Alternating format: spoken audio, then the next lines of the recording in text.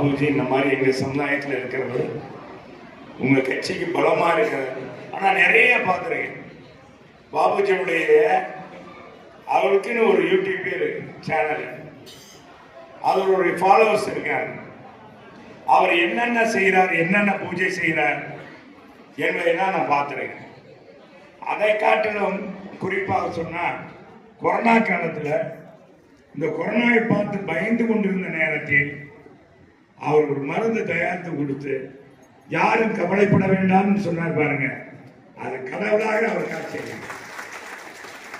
அரசாங்கத்தை குறித்து அரசாங்கம் அன்னைக்கு எங்களுடைய தலைமை நிலை செயலாளரும் முன்னாள் உள்ளாட்சித்துறை அமைச்சரும் கோயம்புத்தூர் மாவட்ட செயலாளருமான அன்புக்கும் இந்த மரியாதைக்குரிய எங்களுடைய தமிழ்நாடு கொறடா சட்டமன்ற கொறடா அன்பு வேலுமணி அவர்கள் பாபுஜியை பற்றி பெருமையாக சொன்னார். அவங்க கொடுத்த மருந்து தான் மிகவும் ஒரு உபயோகமாக இருந்தது. தமிழ்நாடு முழுவதுக்கும் அவர் இலவசமாக கொடுத்தார். அது உண்மையிலேயே பாராட்டக்கூடியது.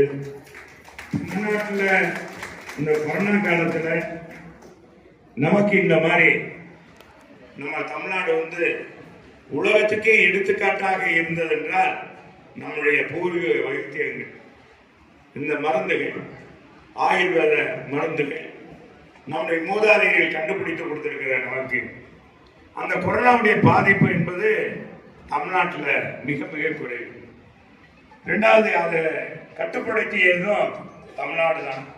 அதுக்கு பாபுஜி போன்றவர்கள் தன்னடங்கிறதாவது பல தியாகங்களை செய்ததனால்தான் அந்த அந்த கொடிய வியாதியை நாம் விரட்ட முடியும். உலக சுகாதார மையமே நம்மளை பாராட்டி, தமிழ்நாடு அரசை பாராட்டி, பாரத பிரதமர் மோடிஜியை பாராட்டினார். தமிழ்நாடை பின்பற்றி மற்ற மாநிலங்களாம் நடக்கணும் அப்படின்னு சொன்னாங்க. அந்த அளவுக்கு பயமான சூழ்நிலை. மக்களுக்கு ஒருத்தருக்கு கொரோனா வந்துச்சுன்னா ஒரு தெருவே அடைச்சிருவாங்க, தகரம். அதே பாதி பீதிய. இன்னொன்று என்னன்னா, நம்ம பிள்ளைக்கு கொரோனா வந்துச்சுன்னு வச்சுங்க, தாய் தகப்பா அண்ணன் தம்பி எல்லாருமே அவங்க ஒதுக்கி வச்சிருவாங்க. வெளிநாட்டுல எல்லாம் தற்கொலை பண்ணிக்கிட்டாங்க. அந்த மாதிரி இந்த சூழ்நிலை ஒரு சரளமா வந்ததுக்கு, இயல்பு வாழ்க்கைக்கு மக்கள் வந்ததுக்கு இந்த விஸ்வகர்மாவும் ஒன்று என்பதை நான் மறக்கவே மாட்டேன்.